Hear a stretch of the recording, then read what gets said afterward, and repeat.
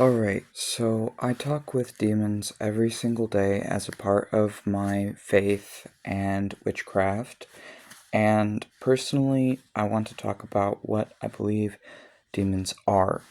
So I think that if it's being approached through the 72 demons of Solomon in the Ars Goetia or the Lesser Key of Solomon, I think that these demons are parts of the human brain, parts of the human body, parts of the earth itself and nature as in the forces that rule the earth, the forces of the earth, but nature also as in human nature and as in celestial nature or planetary correspondences of the planets and stars.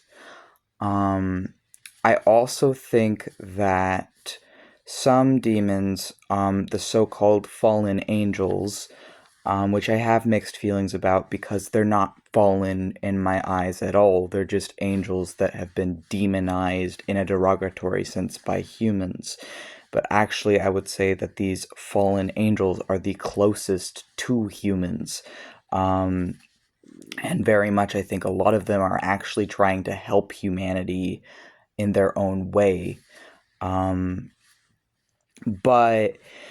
these angels, they are, I think some of them are like the parents of the earthly demons, and some of them are kind of like these conduits of energy. And these conduits or siphons, not siphons, that might be a bad term for it, but these big pools of a raw energy source.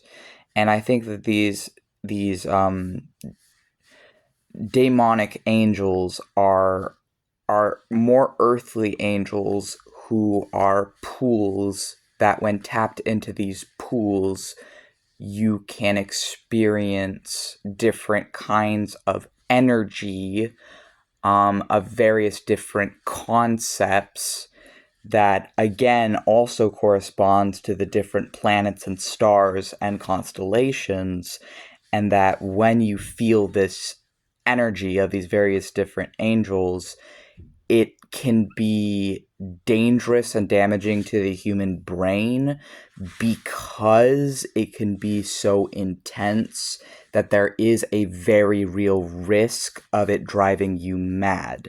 That is one of the only like actual things I will say that is dangerous with working with any sort of, not just demons but with angels, is actually angel energy is significantly more dangerous in my opinion, because it's more condensed or raw, and it's not as earthly.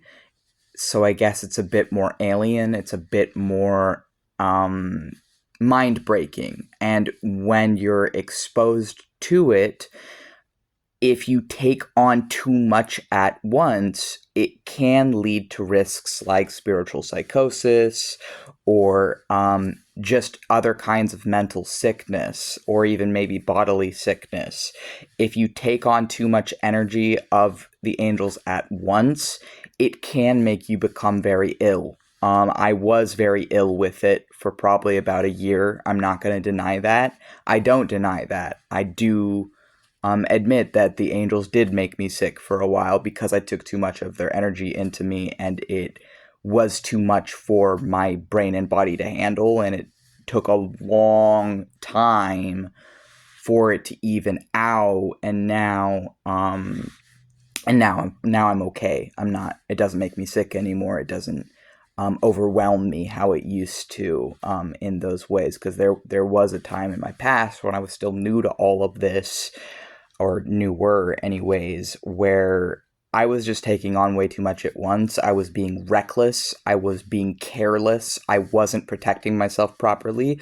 I didn't have the spiritual protections in place that I now have. And I was just essentially anything that wanted to talk to me, any spirits that wanted to engage with me, anything that Samael brought me, I was just taking in. But the problem with that is that my brain and body literally couldn't handle how much energy I was exposing myself to, and it did lead to both mental and bodily sickness that I then had to kind of like work through, and it took about a year. And all of that was still while I was on the left-hand path. I'm not on the left-hand path anymore because it ended, but my methodologies and approach are still left-hand path mixed with chaos magic, I would say. Um, so anyways, like I would say angels are sort of like raw conduits of these pools of energy.